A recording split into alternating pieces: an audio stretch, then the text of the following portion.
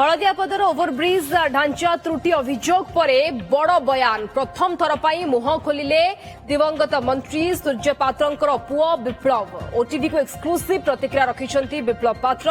हलदियापदर overbridge तले जमी थिबा अभियोग को स्वीकार करिसेंती। हलदियापदर रेल ओभरब्रिज तले तांकर परिवार नारे जमी थिला।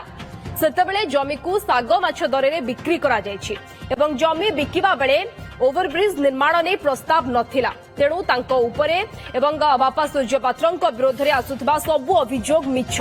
राजनेतांकर जमी थिले कोन ब्रिज रो ढांचा बदली जिवो कि बोली से प्रश्न करिसेंती। खाली एतिकी नुहे, राज्य सरकार एवं एनएच कर्तृपक्षंकर मिलित अनुमति रे ब्रिज निर्माण होइतिला। एनएच कर्तृपक्ष केमिति हाको अनुमति देले बोली से पालटा प्रश्न करिसेंती।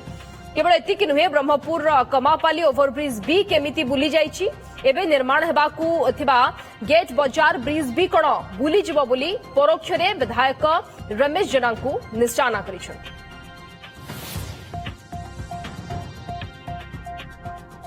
सबु जगह जो नेतार जो जगह थी जो बैंड होता है गेट बजार आप बैंड करेंगे सीधा के हम कि सर तापर सीटा दुईटा कंसर्न डिपार्टमेंट हाईवे और स्टेट कहीं हाईवे कनेक्ट अच्छी तो हाईवे को बिना अप्रूवल रे कोन कोन पास कर देले डिजाइन टाको तापर सर जो लोक ऊपर अभियोग आप आने चेष्टा कर राजनीतिकरण करिया से लोक अच्छी से स्पष्टीकरण दे पारे आम जमी बिकिलु से जगह बहुत जगह लोक जाना आम जमी अच्छी भावुं आपण जो देखे लोक भावे कहीं आप प्रशासन को दायी ना रमलर कहीं लगाऊनी चेकपोस्ट कहीं लगाऊनी कि जदि तुमको लगुच अधिका बैंड आप सीधा कर दो राजनीतिकरण करने की आवश्यकता नहीं काली की बालीपड़ा बैंड अच्छी एक्सीडेंट हम दायी मुझे कि जगह 5 एकर जमी जनक थिला आम बिकिलु 2006-07 से कौन ब्रिज प्रकल्प ही नाला कि हलदियापदर बस स्टाण्ड जदि सेमती था मुझे बिकी ना साग माछ दर बिकाई कौन मोर आगे अच्छी समस्त अच्छी बहुत जन अच्छी ना से गोसंडा जलीटा केबे नथिला सर आम जो 5 एकर प्लॉटिंग कलु नुई सर लास्ट को 15 कोटी रखीदेलु अरे 90 भाग बिकी कौन पे ये विप्लव पात्र प्रतिक्रिया आपण शुणुथिले एवं जो अभियोग करा जातला एवं रमेश जेना जो अभियोग आनीथिले बा जो प्रतिक्रिया रखुथिले रमेश जेना सहित हमर रश्मि रंजन हमर चीफ रिपोर्टर जोड़ी होइछन तांको सहित आलोचना करूछ। हलदियापदर ठारे गत जनवरी 31 तारिख रे जो मर्मन्तुद सड़क दुर्घटना घटिथिला गोटे ट्रक सीधा सड़क 3टी मोटरसाइकेल उपर चढ़ी जाइथिला एवं सेथिरे 5 जनकर मृत्यु होइथिला एवं 6 जन गुरुतर आहत मध्य होइथिले। ए घटना को लेकर तीव्र असंतोष प्रकाश करछन्ती सुप्रीम कोर्ट रो रोड सेफ्टी कमिटी एवं गत किछि दिन पूर्व रोड सेफ्टी कमिटी जो रिपोर्ट देइछन्ती सेते उल्लेख करिछन्ती जे दुर्घटना केमिति एवं केउ परिस्थिति रे घटिला एवं दुर्घटना काहे कि सिटी बारंबार घटुछि एवं से जो डिजाइन रे जो कथा को लेकिना वर्तमान त्रुटि को नै सामना को आसीछि आ ऊपर विस्तृत भाव में एक टीम परिदर्शन करी आसंता मार्च 5 तारिख भितर रिपोर्ट प्रदान करिया पय कहै जाइछि। तेबे ये जो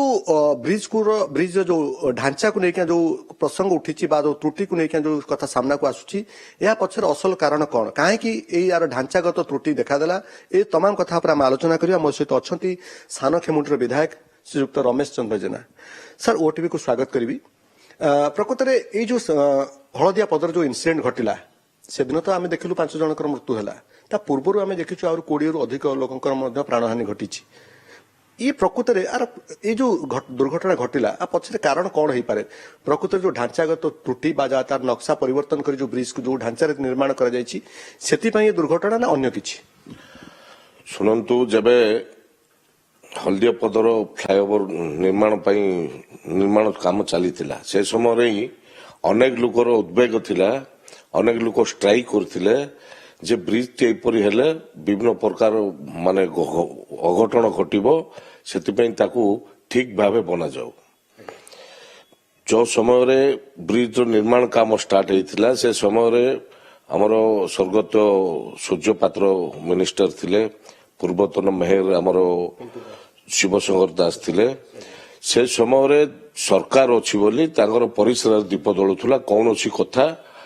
लोकंगर शुणिबार नहीं कि ऑफिसर मान कौन कहले बुझीबार नहीं से परिसर दीप जलुला तो हाँ से किसी जमी जीव बोली ताकू डिजाइन चेंज कले किंतु बड़ दुर्भाग्यजनक कथा 100-150 ଲୋକର ପ୍ରାଣ ଯାଇଛି ସେ ଜାଗାରେ, ହେଲେ ମଧ୍ୟ ଲୋକଙ୍କର ଉଦ୍ବେଗ ରହିଛି ଯେ ସେ ବ୍ରିଜଟି ପୁନରୁଦ୍ଧାର କରାଯାଉ ବୋଲି ବିଭିନ୍ନ ପ୍ରକାର ପିଟିସନ ହେଇଛି, ଲୋକ ଆନ୍ଦୋଳନ କରିଛନ୍ତି, ହେଲେ ମଧ୍ୟ ସେ ଗୁହାରି କିଏ ଶୁଣି ନାହାନ୍ତି। ଏ ବଡ଼ ଦୁଃଖର କଥା ଯେ ଗତ କିଛି ଦିନ ତଳେ ଯୋଉ 5-6 ଜଣର ଜୀବନ ଗଲା, ଏଇଟା ସବୁଠୁ ବଡ଼ ଦୁର୍ଘଟଣା ବୋଲି କୁହାଯାଏ। ସାର୍ ଆଉ ଗୋଟେ କଥା, ଯଦି ଆପଣ ଏକଥା କହୁଛନ୍ତି, ଯୋଉ ତତ୍କାଳୀନ ମେୟର ଏବଂ ସେତେବେଳେ ଯିଏ ସେଠିକାର ବିଧାୟକ ଏବଂ ମନ୍ତ୍ରୀ ମଧ୍ୟ ଥିଲେ, ଆପଣମାନେ ଜନପ୍ରତିନିଧି ଥିଲେ, ଆପଣମାନେ ବି ଚାହିଁଥିଲେ ଲୋକଙ୍କ ପାଇଁ ସ୍ୱର ଉଠେଇଥାନ୍ତେ, ୟାକୁ କଡ଼ାକଡ଼ି ଭାବରେ ବିରୋଧ କରିଥାନ୍ତେ, ଆପଣ ହୁଅନ୍ତୁ ବା ଯୋଉମାନେ ସେଠି ସାଂସଦ ବା ବିଧାୟକ ମାନେ ଥିଲେ, କାହିଁ କେହି କିଛି ସେତେବେଳେ କଣ ବିରୋଧ କଲେ ନାହିଁ? ମୁଁ ଆପଣଙ୍କୁ କଣ କହିଲି ଟିକେ ତଳେ, ସେମାନଙ୍କ ପରିସରରେ ଦୀପ ଜଳୁଥିଲା, ସାଧାରଣ ଲୋକ ଆନ୍ଦୋଳନ କରିଥିଲେ ଏବଂ ରାଜନୀତି ଲୋକଙ୍କର ଉଦ୍ବେଗ ମଧ୍ୟ ଥିଲା, ବିଭିନ୍ନ ପିଟିସନ କରୁଛନ୍ତି, ବିଭିନ୍ନ ପ୍ରକାର ଇସ୍ୟୁ ହେଇଛି, ହେଲେ ମଧ୍ୟ କୌଣସି ଲୋକ ଶୁଣି ନାହାନ୍ତି। ତାମାନେ ଯାହା ଇଚ୍ଛା ତାହା ହିଁ କରୁଥିଲେ। ଇଏ ସାର୍ ଆଉ ଗୋଟେ କଥା, ଯିଏ ଯୋଉ ଜାଗା ଯାଉଥିଲା ବୋଲି ଆପଣ ଯାହା କହିଲେ, ସେ ଜାଗା କିଛି ସେଠି ସରକାରୀ ଜାଗା ବି ଥିଲା, ଯାହା କୁହାଯାଉଥିଲା ବ୍ରିଜ ଯେତେବେଳେ ତାର ଯୋଉ ନକ୍ସା ବା ଯାହା ଡାଇଗ୍ରାମ ହେଇଥିଲା ସେତେବେଳେ ସରକାରୀ ଜାଗା ଉପରେ ବି ଯାଇଥାନ୍ତା, ହୁଏତ ତାଙ୍କ ଜାଗା କିଛି ଥିଲା ସେଠି, କିନ୍ତୁ କଣ ତାଙ୍କ ଜାଗାକୁ ସୁରକ୍ଷା କରିବା ପାଇଁ ନା ସରକାରୀ ଜାଗାକୁ ସିଏ ମାଡ଼ି ବସିଥିବା କାରଣରୁ ଏଭଳି କରାଗଲା? ବିଭିନ୍ନ ପ୍ରକାର କାରଣ ରହିଛି, ଯେ ଆଙ୍କର ପର୍ସନାଲ ଜମି କିଛି ଥିଲା, ସରକାରୀ ଜାଗାକୁ ମିଶେଇକି ଆଙ୍କେ କଣ କରିବେ ବୋଲି ଯୋଉ ଯୋଜନା ଥିଲା, ସେ ଉଦ୍ଦେଶ୍ୟକୁ ନେଇକି ବ୍ରିଜଟିକୁ ମାନେ ଉଲ୍ଟା ପାଲ୍ଟା କରିକି ବଙ୍କା ଟଙ୍କା କରିକି ତାକୁ ବନେଇଛନ୍ତି। ଯୋଉ 100-150 ଲୋକର ଜୀବନ ଯାଇଛି, ତା କ୍ଷତିପୂରଣ କିଏ ଦବ? ଡେଲି ଦୁର୍ଘଟଣା ଘଟେ ସେ ଜାଗାରେ, ଲୋକ ଯିବା ପାଇଁ ଡରୁଛନ୍ତି ସେ ବ୍ରିଜ ଆଡେ। ପୁରା କିଲର ବ୍ରିଜ ହେଇଯାଇଛି ବର୍ତ୍ତମାନ ସେଟା। ସାର୍ ଆଉ ଗୋଟେ କଥା, ଯେ ଯାହା ଆପଣ କହିଲେ ବର୍ତ୍ତମାନ ତ ସରକାର ପରିବର୍ତ୍ତନ ହେଇଛି, ଆପଣଙ୍କ ବି ମଧ୍ୟ ବିଧାନସଭାରେ କଥା କହୁଥିଲେ ଆମେ ଉଠେଇବୁ ଏ ବ୍ରିଜର କିଭଳି ଭାବରେ ବର୍ତ୍ତମାନ ଯେ ମନ୍ତ୍ରୀ ପରିବହନ ମନ୍ତ୍ରୀ ଆପଣଙ୍କ ଗଞ୍ଜାମ ଜିଲ୍ଲାର ସିଏ ମଧ୍ୟ ପରିଦର୍ଶନ କରିଛନ୍ତି, ଅନୁଧ୍ୟାନ କରିଲା ପରେ କହିଛନ୍ତି ଏ ବ୍ରିଜ ପ୍ରକୃତରେ ଆଉଥରେ ତାକୁ ତା ଢାଞ୍ଚାକୁ ପରିବର୍ତ୍ତନ କରି ଯୋଉଭଳି ଭାବରେ ହବା କଥା ତା କରାଯିବା ଉଚିତ। ଏବେ ସାର୍ ଏ ପ୍ରସଙ୍ଗକୁ ନେଇକି ଆପଣ କଣ ଉଠେଇବେ ବିଧାନସଭାରେ? ଶୁଣନ୍ତୁ, ଏ ତ ଜିନିଷ ବାରମ୍ବାର ଲୋକ କହିଛନ୍ତି, ଆଗରୁ ମଧ୍ୟ ଉଠିଛି ଗୋଟେ ଦିଥର, ତା କଥା କିଏ ଶୁଣି ନାହାନ୍ତି, କିନ୍ତୁ ଏ ଉଦ୍ବେଗ ନିଶ୍ଚୟ ଆମେ ଗୃହରେ ଉଠେଇବୁ, କିନ୍ତୁ ତାକୁ ପୁନରୁଦ୍ଧାର କରାଯାଉ, ଲୋକ କେମିତି ସୁରକ୍ଷିତ ଭାବେ ଯିବା ଆସିବା କରିପାରିବେ। ଏହିପରି ଘଟଣା ଘଟିବା ଦ୍ୱାରା ବିଭିନ୍ନ ଲୋକର ଜୀବନ ଯାଉଛି, କିଏ ଅନାଥ ହେଇଯାଉଛି, କାହାର ପରିବାର ମାନେ ବିଗିଡି ଯାଉଛି, ଏ ଯୋଉ ପରିସ୍ଥିତି କି ବଡ ଦୁଃଖ ଲାଗେ। ସାର୍ କେବଳ କଣ ସୂର୍ଯ୍ୟ ପାତ୍ର ଆଉ ତତ୍କାଳୀନ ମେୟର ଯୋଉ ପିଣ୍ଟୁ ଦାସଙ୍କ କଥା କହିଲେ, ଏଇ ଦି ଜଣଙ୍କର ଜାଗା ଥିଲା ନା ଅନ୍ୟ କାହାର ବି ଥିଲା ସେଠି? ମାନେ ଏମାନେ ଲ୍ୟାଣ୍ଡ ବେପାର କରନ୍ତି, ଏମାନେ ସବୁ ଲ୍ୟାଣ୍ଡ ବେପାର କରନ୍ତି, ଉଭୟ ଲ୍ୟାଣ୍ଡ ବେପାର କରୁଥିଲେ ସମୟରେ, ଯାହାଦ୍ୱାରା କିଛି ଗୋଟେ ଭିତରେ ଲେନଦେନ ହେଇଛି ବୋଧେ, ଯାହାଦ୍ୱାରା ବ୍ରିଜଟି ଅଙ୍କା ବଙ୍କା କରି ରଖିଛନ୍ତି। ଆପଣ ବି ଜାଣିଥିଲେ ସେତେବେଳେ? ହଁ, ମୁଁ ଜାଣିଛି। ଆପଣ କୋଉଠି ପ୍ରସଙ୍ଗ ଉଠେଇଛନ୍ତି? ନାଇଁ, ମୁଁ ଉଠେଇନି, କିନ୍ତୁ ଲୋକ ଯାହା କହିବାରେ ମତେ ତ ଏଣ୍ଟ୍ରି ନାହିଁ ବ୍ରହ୍ମପୁର। ଯଦି ମୁଁ ବ୍ରହ୍ମପୁର ଏଣ୍ଟ୍ରି ଥାନ୍ତି, ନିଶ୍ଚୟ ସେଠି ଆନ୍ଦୋଳନ କରିକି କଣ ଗୋଟେ ସଲ୍ୟୁସନ ବାହାର କରିପାରିଥାନ୍ତି। କୁହାଯାଏ ଯେ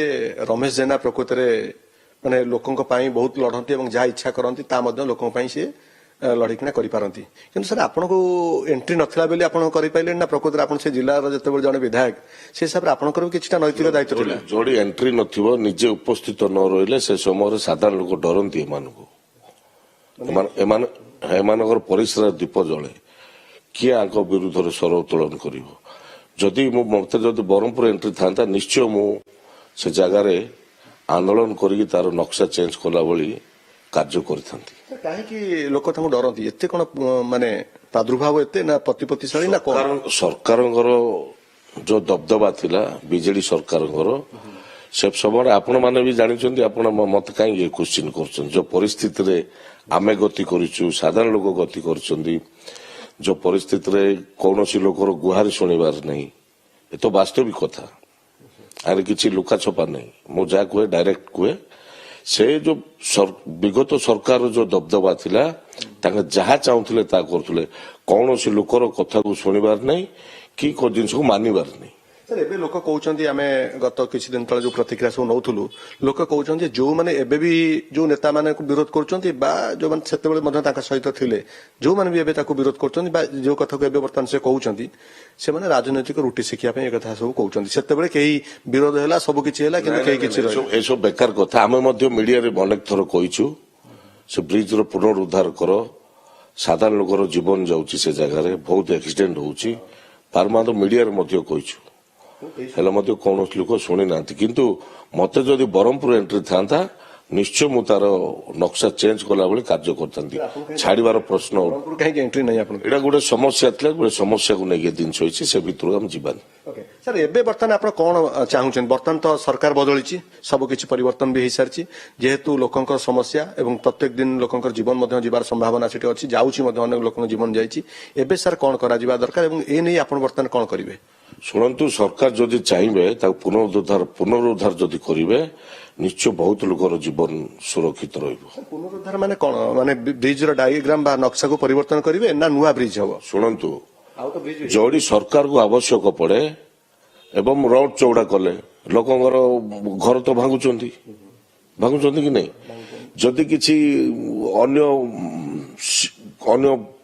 ଜିନିଷ କରିବା ପାଇଁ ଯଦି ସରକାର ବିକଳ୍ପ କରୁଛନ୍ତି ତ ନିଶ୍ଚୟ କରିପାରିବେ ଆବଶ୍ୟକ ପଡିଲେ ବ୍ରିଜ ଭାଙ୍ଗିବାକୁ ପଡିଲେ ବି ଭାଙ୍ଗିକି କରିପାରିବେ ଭାଙ୍ଗିକି ତାର ଯାହା କ୍ଷତିପୂରଣ ଦେଇକି ସେ ସିଧା ନିଅନ୍ତୁ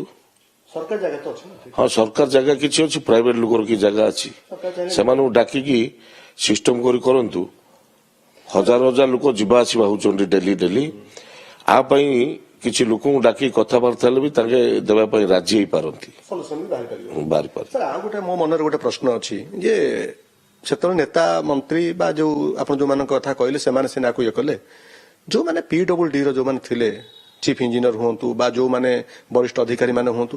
ସେମାନେ ପ୍ରକୃତରେ କେବଳ ଡରିକିଣା ଏଟା କଲେନି ନା ସବୁ ଜାଣିକିନା ଚୁପ୍ ରହିଗଲେ ଶୁଣନ୍ତୁ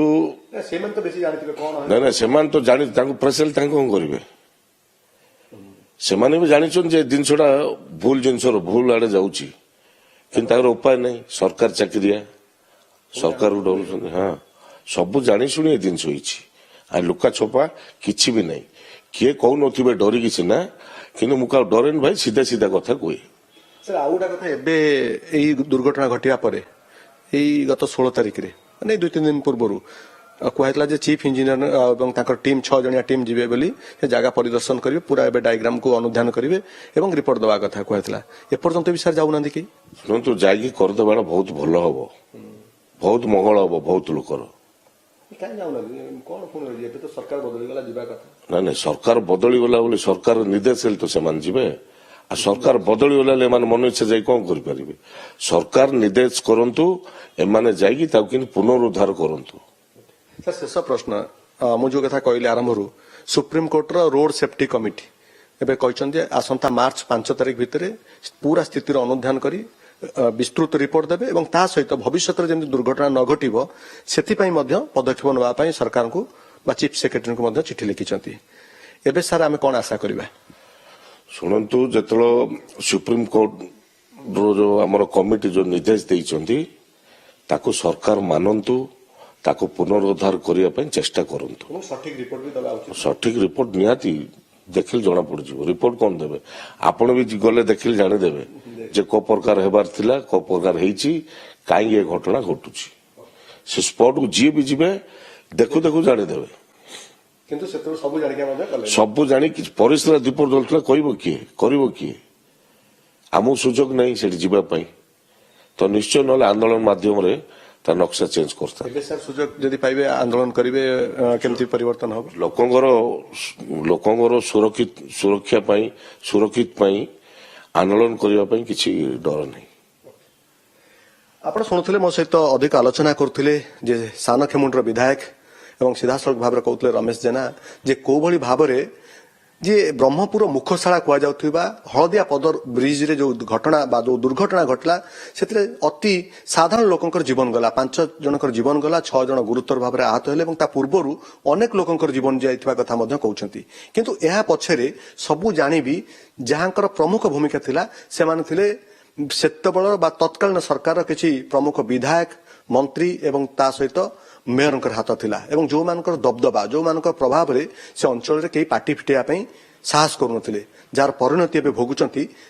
ସେହି ଅଞ୍ଚଳର ସାଧାରଣ ଲୋକମାନେ ଏବେ ସମୟ ଆସିଛି ଯେ ଏହି ବ୍ରିଜର ଡାଇଗ୍ରାମ ପରିବର୍ତ୍ତନ କରାଯିବା ସହିତ ତାର ଢାଞ୍ଚାଗତ ପରିବର୍ତ୍ତନ ମଧ୍ୟ କରାଯିବାର ଆବଶ୍ୟକତା ରହିଛି ଏବଂ ସେଥିପାଇଁ ଯଦି ଆନ୍ଦୋଳନ କରିବା ପାଇଁ ପଡେ ସେ ଆନ୍ଦୋଳନ କରିବେ ବୋଲି ମଧ୍ୟ କହିଛନ୍ତି ଭୁବନେଶ୍ୱରରୁ କ୍ୟାମେରା ପର୍ସନ ଅବ୍ଦୁଲ ଅଜିଜଙ୍କ ସହ ରଶ୍ମି ରଞ୍ଜନ ଦାସ OTV।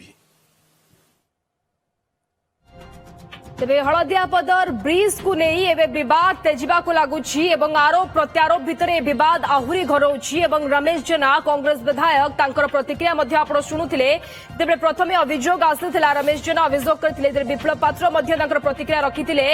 जे ब्रिज निर्माण पूर्वरु जमी गुड़िक विकास करिछि किंतु रमेश जेना जहाँ सांघातिक अभियोग पुणी थरे करुछंती कि किछि प्रभावशाली व्यक्ति जो रहिछंती सेमानकर जमी को सुरक्षा देबा पई कोटना कोटी हलदियापदर जो ब्रिज निर्माण करा जायतिला तार डीपीआर रे परिवर्तन करा जायतिला एवं जोथि पई जो 100 रु 150 लोकंकर ये ब्रिज रे मुंड गड़िछि बा सेमानकर जीवन जायछि सेमानक पई दायी आगोकू किए रहिबे एवं सेतेबेले जेतु बीजेडी सरकार रे थिला सेथि पई त्रुटिपूर्ण ब्रिज ढांचा रे परिवर्तन करा जायतिला तार डीपीआर रे परिवर्तन करा जायतिला एवं जानी सुडी ब्रिज रो ढांचा को बदला जायतिला हलदियापदर ब्रिज निर्माण को नहीं वर्तमान विवाद उपजिछि एवं ये विवाद आजिर नुहे जेबेठू ये ब्रिज निर्माण करा जायछि सेबे ठारू याकू प्रतिरोध करा जायतिला प्रतिवाद रो स्वर सेबे ठारू उठुछि एवं ये स्वर वर्तमान आहुरी प्रभावी ढंग रे उठा जायछि एवं रमेश जेना कांग्रेस विधायक ये प्रश्न उठाइथिले गतकाली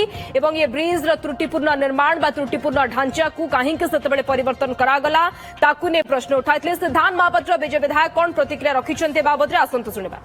एथरे कोनोसी राजनीतिर कथा नाही एथरे जे एबे गोटे जिंस होची जे भी जाइचंती तांकर आत्मा प्रति श्रद्धांजलि भी मु ज्ञापन करूची सेथरे एथरे कोनोसी द्विमत हबार नाही किंतु जो घटनाटी घटिला बा जो घटनाटा घटिची एत वर्ष हला जो जिंस करा हिची मु कहा ऊपर ब्लेम करूनी जे के बंचिचंती के नाहंती मु से कथा कहूनी जो डिजाइन करा हिची तार अनुसंधान करा जाऊ मोर कहवा कथा हला कौन पई ए जिंस को एमती बदला जाइछि जदि बदला जाइछि तो काहे की बदला जाइछि से जिंस रे कने कोनोसी जागा रे जदि टिके भी कहार भी टिके सेंस थिबो से भलिया ए भलिया डिजाइन केबे कोनोसी जागा रे फ्लाईओवर रो हुए नी जे आपण डायरेक्ट फ्लाईओवर को नहीं कि नेशनल हाईवे ऊपर आपण ड्रॉप कर देबे जेतु जो लोक गोटे तळु को ओल्ही के आसीबो से सीधा नेशनल हाईवे भीतर पसी जिवे तार गोटे सर्विस रोड को दबा कथा सर्विस रोड को देई कि तापरे समाने परवर्ती समय रे कोठी जिवे कोन करिवे बा अंडरपास हबो केमिति हबो देयर इज सर्टेन डिजाइन तो से डिजाइन को से समय रो जे पूर्त विभाग रो एटा करा हितला एटा आरओबी थिला एटा रेल ओवर ब्रिज टा तेनु करी जेतिकी पोर्शन रे हमरो रेलवे रो लाइन अछि सेतिकी सेंट्रल गवर्नमेंट रो बाकी जो दुईटा रो दुई साइड रे जो रास्ता तार अप्रोच रोड टा सेटा तो वर्क्स डिपार्टमेंट ही करितला सेतबेले तेनु करी मोर कहवा कथा होची से समय रे भी के आज कहतले सोशल मीडिया रे मुन्ना भाई एमपी थिले बट मु तो से कथा ही कहली जे एमपी थिबा समय रे भी सक्सेसिव चीफ सेक्रेटरी जो माने भी थिले 3 जण चीफ सेक्रेटरी को आई हैव गिवन तांको भी मु कहिछि जे सेतबेलर पूर्त विभाग रो जे सचिव थिले तांकर भी लेटर दिया हिछि जे एटा को जदि डिजाइन बदली पारिबनी थरे कंस्ट्रक्शन हे जाइछि डिजाइन बदली पारुनी तार अल्टरनेटिव सेफ्टी पई आपण कोन एक्शन नेबे एवं आपण जो जागा रे जदि जाइथिबे से जागा रे की हेतिबो से जागा रे गोटे जागा जोटे पास पई मूवमेंट करबा पई से जागा रे गोटे दिया हिची स्पेस से स्पेस थिला आपनकर जोटी फ्लाईओवर टा एंड होची सेठी थिला लोक माने आरपट को जिबा पई परवर्ती समय रे ताकू लेखिबा परे बहुत चेष्टा परे ताकू घुंचाई के आउट के आगु को करा हला एवं ए रास्ता को टिके बुलेई की तापरे पुनी गोटे सर्विस रोड देइचंदी बट स्टिल सेटा ओपन अछि सेमति रे तनु करी कथा होची जे कहा स्वार्थ रे कोन हिची ए विषय तो अनुसंधान बा दरकार किंतु एतिके वर्ष भितरे जेतिके लोक सेतिरे मृताहत हेइचंती सेमानक जीवन पई दायी किए बा से जो परिवार गुड़िक जे आजिका डेट रे जे अनाथ हो गले एबे दुईटी परिवार मो निर्वाचन मंडल रे एबे जोटा फ्रेश 5 जन जो एक्सपायर करी गले जो माने से एक्सीडेंट रे एबे जो 5टा ट्रक जो चकुड़ी देला समान को सेतरे गोटे परिवार रो जने व्यक्ति जे एलआई लाइफ स्टॉक इंस्पेक्टर तांको परिवार रे 8 जन लोक इंक्लूडिंग छुआठु ने कि बड़ पर्यंत ता भीतर जने बोधे मोर जदूर मने पड़ुछि जने दिव्यांग भी अछंती ए समस्त तांको ऊपर डिपेंडेंट या पई दायी किए सिद्धांत महापात्र प्रतिक्रिया आप शुणुले ये त्रुटिपूर्ण ब्रिज और त्रुटिपूर्ण ब्रिज द्वारा जो मानकर जीवन जाइछि से दायी किए ये विवाद वर्तमान अधिक ଘନଉଛି ରାଜନୈତିକ ବୟାନବାଜି ମଧ୍ୟ ଆରମ୍ଭ ହୋଇଛି।